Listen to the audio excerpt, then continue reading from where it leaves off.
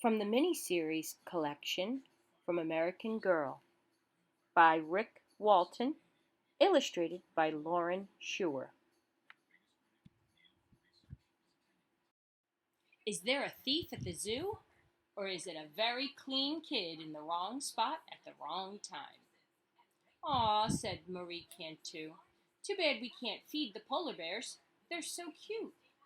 The zoo had a few wild animals that the signs made clear you were to look at and not feed. They're cute, but I don't think you want to get that close to them, said Noelle D., her best friend and her next-door neighbor. The two were spending a Saturday afternoon at Liberty Park Zoo. It wasn't a huge zoo, but it wasn't bad for a town the size of theirs. The best thing about the zoo was that there were so many things to do. You could scurry through tunnels like a gopher, pet baby goats, sheep, and rabbits, and make wishes at a fountain where the water shot high into the air and danced. There were even a few animals you could feed. Next to an animal's habitat was a vending machine with food prepared especially for that animal.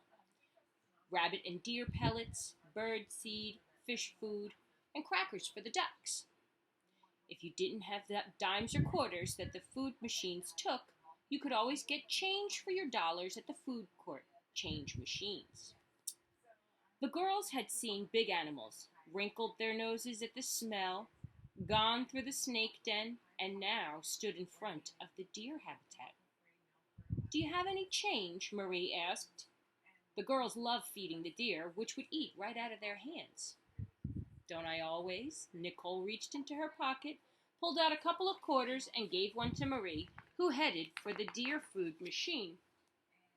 But a boy beat her to it. He reached into his pocket and he pulled out a handful of shiny change. Quarters, dimes, nickels, and lots of pennies. Noelle looked closely. That was odd. The money wasn't shiny new. It was shiny wet. The boy took a quarter and reached toward the coin slot, but before he could put it in, a large hand touched his shoulder. Just a minute, said a zoo employee. I don't think that money belongs to you. Does too, said the boy. I think not, the employee said. You took it from the fountain. We have witnesses that say you do. They're wrong, replied the boy. I got this money from the change machine. The employee turned to Marie and Noelle. Is he with you? Yes, said the boy. He pointed at Noelle, whose dark curls were something like his own.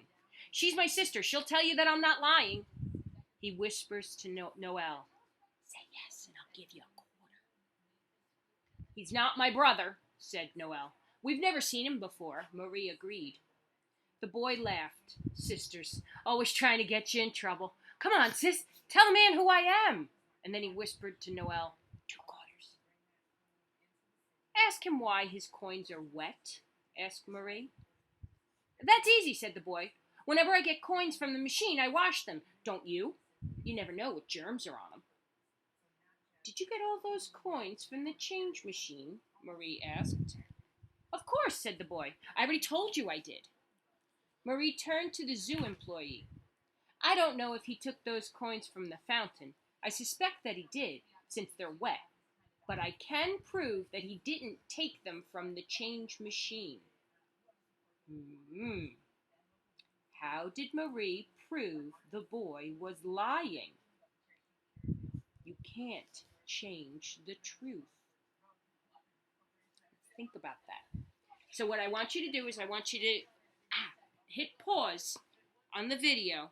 Sorry, the dog is right down here. I want you to hit pause on the video, and I want you to think about how she can prove that he didn't get that change from the change machine. Then you can come back and I'll tell you the answer. Okay, are you ready? The answer to how he got the money, and we know that it didn't come from the change machine. The boy had a handful of quarters, dimes, nickels, and pennies. He claimed he got them all from the change machine. But change machines don't give pennies. But you'll find plenty of them in the wishing fountain. Dun dun dun! Anyway, hope you enjoyed that story. There'll be more. There's always more where that came from. Because remember, today a reader, tomorrow a leader.